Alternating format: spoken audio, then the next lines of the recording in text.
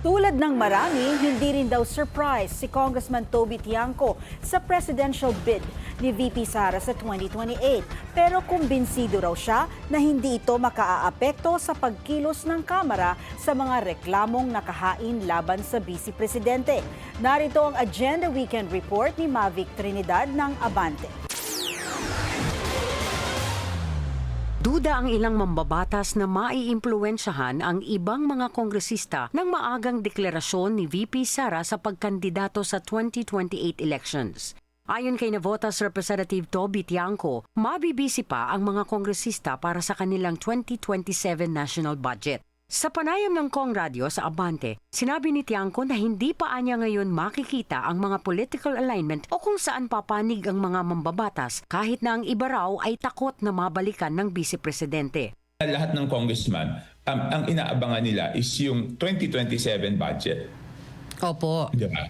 So ibig sabihin, pag kumalas ka na sa administrasyon before the 2027 budget, hindi, siyempre, mas madaling humingi ng budget para sa iyong distrito kung ikaw ay kakampi na administrasyon. Ayun. Kung ikaw ay hindi kakampi na administrasyon, ang realidad ay mahirap humingi ng budget. Dagdag pa ni Tiangco, hindi na siya nagulat sa naging anunsyo ni VP Sara.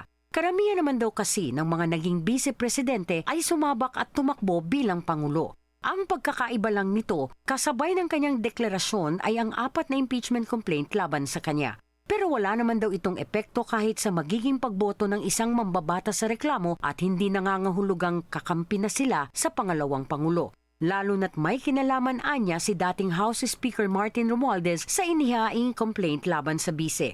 Yung 4th complaint, ang nag-file niyan, isang senior member ng Lakas na deputy speaker pa.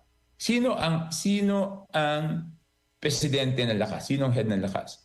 Former Speaker Martin Romualdez. Diba? So, hindi ako naniniwala na ang isang ganitong kalaking bagay ifa-file ng isang leader ng Lakas nang hindi nagkukonsulta kay former Speaker Martin Romualdez. Ang tingin ko pa nga dyan is siya ang may gusto na ma-file yan. Para naman sa isang political analyst, naghatid ito ng strong signal sa mga mambabata sa Kamara na kailangan nilang maging maingat sa kanilang pagpapasya sa impeachment complaint. Ayon kay Professor Dennis Coronacion, nananatilian niyang malakas ang impluensya ng Marcos administration kaya tinatarget ni VP Sara ang political alliance sa mababang kapulungan. Sooner or later, pag-uusapan na sa House of Representatives, maaari siyang nagpapadala o nagsasend ng strong signal o mensahe sa mga miyembro ng House of Representatives kaugnay sa kanyang impeachment na pag-isipan nilang mabuti. Lalo pa doon sa, sa mga miyembro ng mayorya.